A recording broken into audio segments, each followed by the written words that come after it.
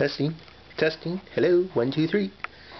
Hey everybody, it's me, DJ Razorblade, coming at you with my first ever video from here in the bowels of Ramsgate Studios.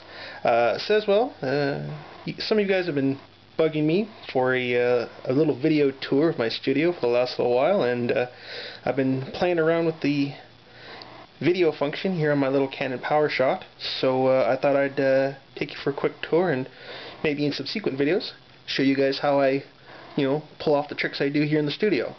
Don't got a lot of space on every memory card, only about a gig or so, and they seem to take forever to upload to YouTube, so we're going to do these in short little segments, hopefully no more than 5 minutes each. So for now, I'm just going to give you a quick tour around the studio, and show you some of the hardware and the tech that I've spent my hard-earned money on. So we're going to get things started here.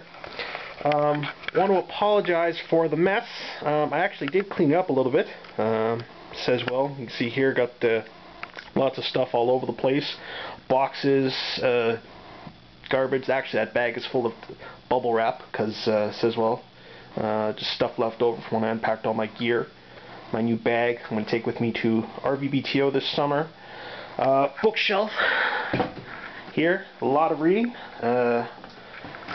International DJ, I've got about 3 different stacks worth of them. One of them's in the other room. Movies, other stuff like my Chuck Palahniuk novels. But over here we've got my iMac, and as you can see here, I've got a wicked little Fight Club background that was actually made by RVB member Iona. Thanks very much for that. Showing off her work here tonight for you. A little bit dark. There we go, a little bit better. Scroll down here, neglected to pull it out, so I'm going to move the keyboard aside and give it a little tug here for you. This is my Fader Fox MIDI controller. I use it when I'm working with Tractor Scratch to control things like effects. The knobs and buttons here along the top, plus these ones here, actually control the amount of effects stuff for the different decks I'm working with. These buttons here used to activate loops, plus I can use these ones to define the lengths of the loops, anywhere from I think it's like 1/2 beat a second all the way up to 16 bars, stuff like that. I'll show you a little bit more when I get the software up and running. Plus down here is for cue points and stuff like that. This here is my Newmark turntable. It's a belt drive unit, so it's not very good for scratching and stuff like that, but I basically just use it to convert my my vinyl collection to digital format. Right now I've got it plugged into the 4th channel on my mixer, which we'll go to over here. You take a look at it. I'm going to turn on a light in here because it's a little bit dark. There we go, that's better. Right here, this is my Mackie D4 Pro 4-channel unit. Crossfader down here at the bottom. It's got filter controls on the sides here for eliminating high, low, and medium frequencies. Plus, it's got headphone controls here. Everything I need for controlling individual channels. Plus microphone controls all on this side here. On either side of it, left and right, we got my Pioneer turntables. I'm going to show you off how some of those things can work. The reason I got these mainly is, again, the platter here is used to emulate a vinyl turntable, so you can scratch, do all sorts of things that you normally would with a direct drive turntable. And it's a very handy little piece of kit. Makes the mixing go very, very smoothly. And we're just going to go under here for a second. Down here, this is the Audio 8 sound card that comes supplied with Tractor Scratch. It's essentially the heart of my setup. I'll get more into that when I come time to show you off, what we're going to be doing later. Big ass speakers here. These are my M Audios. Really great sound. I actually got 2 of them, one on either side of the room. Got both of them for less than $500. So if you need a pair of monitor speakers at a good price, can't go wrong with that. Up here, a little bit of advertising there in the background.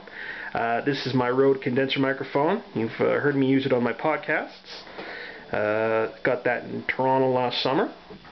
And this here is my portable mixing setup. What I started with almost 2 years ago.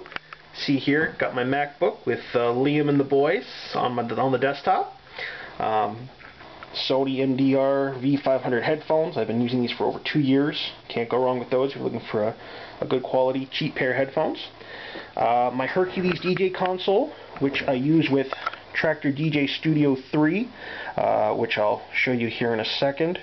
It says, well, crossfader here, 2 jog wheels, plus, channel volume controls, equalizer controls, high, medium, low, all that good stuff. And here my latest additions right here, and on the other side of the MacBook are my my Mackie SRM 150 monitors. Try and get in a little close here, but it's kind of dark, so I apologize for that. But what we got here is, like I said, it's got a 3-channel mixer right here. It says, again, high, medium, low EQs, so you can mess around with the sound levels depending on what type of environment you're in. We've got 2 mic inputs, and the first one here can actually be used to plug in instrument like a guitar, bass, what have you. It's got phantom power, so I could use my condenser microphone if I wanted to with it. And the 3rd channel here is where I've got my Hercules plugged in. There's a patch bay on the back that lets me connect it to the other speaker over here. And it says, well, here it is on my computer. I've got it up and running. This is Traktor DJ Studio 3. Haven't made the full move to Pro yet because I'm not really a big fan of the interface. Plus, my Hercules DJ console doesn't really interact with as well as the Pro model as it does with the regular Traktor. Once I upgrade to the RMX mixing board, I'm probably going to try playing around with Pro a little bit more. But anyway, that's pretty much it for now. So, one more pan around the studio. Again, you've seen them in pictures.